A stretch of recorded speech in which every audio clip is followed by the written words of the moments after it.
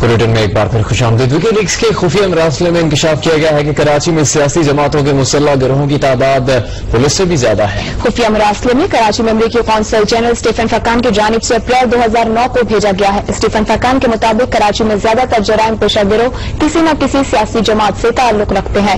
سب سے بڑا غیر سرکاری مسلح گروہ متحدہ قومی موومنٹ کا ہے اور پولیس کا اندازہ ہے کہ ایم کیو ایم کے پاس 10,000 مسلح کارکن ہیں اور مزید 25,000 مسلح جنگجو ریزرو ہیں۔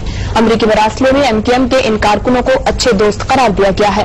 مراسلے کے مطابق ایم کیو ایم حقیقی نے لانڈی اور کورنگی کے علاقوں میں اپنے مسلح گروپ برقرار رکھے ہیں۔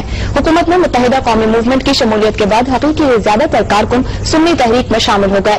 ان کارکنوں کے بعد سنی تحریک کافی طاقتور ہوئی ہے اور اس نے متحدہ قومی موومنٹ کی طرح کراچی کے علاقوں میں سیکٹر اور یونٹ قائم کیا ہے جن کے سیکٹر اور یونٹ کمانڈر ہوتے ہیں۔ پیپلز پارٹی کے بارے میں مراسلے میں کہا گیا ہے کہ روایتی طور پر اس کا کوئی مسلح ونگ نہیں، لیکن نئی حکومت نے پیپلز پارٹی کے کارکنوں کو بڑی تعداد میں اسلحہ لائسنس دیے ہیں۔